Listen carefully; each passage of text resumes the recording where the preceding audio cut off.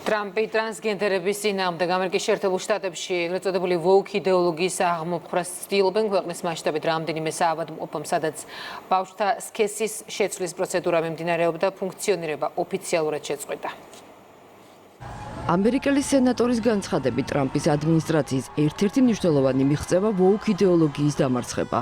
ტომი ტუბერვილმა Fox News-ის ეთერში განაცხადა, რომ იგი რადიკალურ ტრანსგენდერულ იდეოლოგიას, განსაკუთრებით კი ქალთა სპორტში მამაკაცების ასპარეზობას კატეგორიულად ეწინააღმდეგება და მიესალმება იმ ფაქტს, რომ ახალი ადმინისტრაციის პირობებში ეს პრაქტიკა ეტაპობრივად აღმოიფხვრება.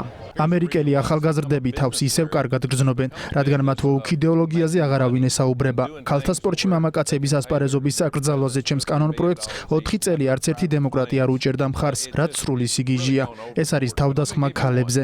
ხალხი, რომელიც მამაკაცებისთვის ქალთა სპორტში შესაძლებლობებზე საუბრობს, გონია რომ სხვა პლანეტიდან არიან. ქალები და მამაკაცები ერთმანეთისგან განსხვავდებით ფიზიკური იდენტობა სხვადასხვაგვარი გვაქვს და ამიტომაც სპორტში გამიჯვნათ საუცილებელია. რადიკალური ტრანსგენდერული იდეოლოგიის აღმოფხვრა, ასევე მრავალფეროვნებისა და ინკლუზიურობის პროგრამების გაუქმება ტრამპის ადმინისტრაციის პირველი 6 თვის ერთ-ერთ მთავარ მიღწევად დაასახელა თეთრი სახლის პრეზმდივანმაც. კეროლაინ ლევიტმა აღნიშნა, რომ ბავშვთა სქესის შეცვლის ქირურგიული და ჰორმონალური პროცედურები შეერთებული შტატების კიდევ რამდენიმე საავადმყოფომ შეწყვიტა. ფედერალური მთავრობიდან და არმიიდან აღმოიფხვრა ინკლუზიურობისა და მრავალფეროვნების პროგრამები. ქალთა სპორტში მამაკაცების ასპარეზობა აიკრძალა და დაბრუნდა საღი აზრი.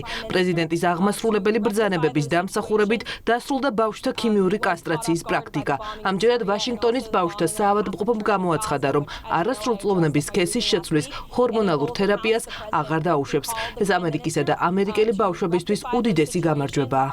ბავშვთა სქესის შეცვლის პროცედურებს ბარბაროსულს უწოდებს წარმომადგენელთა პალატის წევრი ნენსი მეისი და მემარცხენეებს ამ მავნებლური პრაქტიკის მხარდაჭერაში ადანაშაულებს. ბავშვთა კასტრაცია დაუშვებელია. შტატებს ნებართვა უნდა მიეცეს, რომ შეზღუდონ ამგვარი შეურაცხმყოფელი ბარბაროსული სამედიცინო ჩარევა, რაც სამედიცინო მომსახურება კი არა, უბრალოდ ამას რძენობა. შტატებმა უნდა თქვან უარი იმ გიჟურ, ავადმყოფურ და ბოროტ იდეოლოგიაზე, რომელმაც ამერიკის შეერთებული შტატების მთავრობაში შეაღწია და მთელ ქვეყანაში გავრცელდა. რადიკალური ტრანსგენდერული იდეოლოგიის წინააღმდეგ ტრამპის მკაცრი პოლიტიკის მიუხედავად woke იდეოლოგიის მომხრეები არ ნებდებიან და ამერიკის პრეზიდენტის ყოველ გადაწყვეტილებას სასამართლოში ასაჩივრებენ.